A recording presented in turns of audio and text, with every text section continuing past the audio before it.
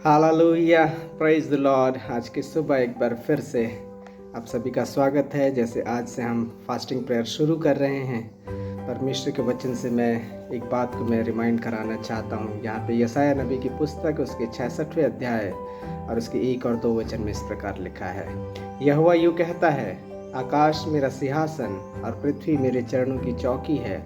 तुम मेरे लिए कैसा भवन बनाओगे और मेरे विश्राम का कौन सा स्थान होगा। यहोवा की यह वाणी है, ये सब वस्तुएं मेरे ही हाथ की बनाई हुई हैं, इसलिए ये सब मेरी ही हैं। परंतु मैं उसी की ओर दृष्टि करूंगा जो दीन और खेदित मन का हो और मेरा वचन सुनकर थरथराता हो।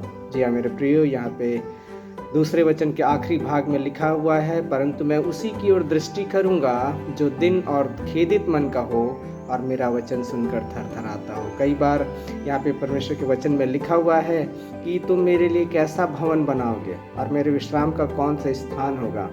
मेरे प्रियो, परमेश्वर अपने वचन में इस बात को कह रहा है कि परमेश्वर मनुष्य के द्वारा बनाए हुए भवन पे नहीं रहता है और उसका विश्राम का जो स्थान है वो कौन सा होगा। यहाँ पे वचन में परमेश्वर हमें बता रहा है कि परमेश्वर उनके पास जाता है, उनकी ओर दृष्टि करता है जो दीन और खेदित मन का हो और जो वचन सुनकर, परमेश्वर के वचन को सुनकर थरथराता हो। इसका मतलब जो परमेश्वर के वचन को सुनकर उसका आदर करता हो, उसको मानता हो, जो नम्र हो, जो दीन हो और जो खेदित हो। खेदित इस बात के लिए कि जो उसने अपने पुराने जीवनों में किया है, हमने अपने आप को बुद्धिमान जताकर परमेश्वर को अपनी बुद्धि से हमने जानने की कोशिश किया, वचन में जानने को छोड़कर अपने ही ज्ञान, अपनी ही बुद्धि से परमेश्वर को जानने की कोशिश किया था। यही सबसे बड़ा हमारा पाप है।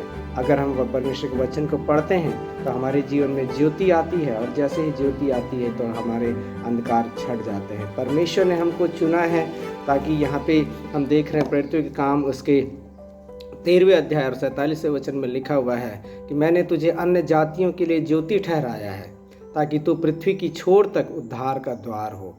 जी हाँ मेरे प्रियो, यहाँ परमेश्वर अपनी योजना को प्रकट करना चाह रहा है कि उसने हमें किस लिए चुना है और हमें उसे क्या बनने के लिए ठहराया हुआ है। तो जैसे आज हम प्रार्थना उपवास को हम शुरू कर रहे हैं तो परमेश्वर से मांगें कि परमेश्वर हमें नम्र बनाए, दीन बनाए और परमेश्वर के वचन का आदर करना सिखाए ताकि परमेश्वर हमारे जीवन में वो उपस्थित हो और हमारे द्वारा परमेश्वर के नाम की महिमा हो और हम आशीष का कारण हो और पृथ्वी के छोर तक उद्धार का द्वार हो। हालेलुया। प्रभु आप सभी को आशीषित करे इस वचन के द्वारा। दिन शुभ हो। शालोम।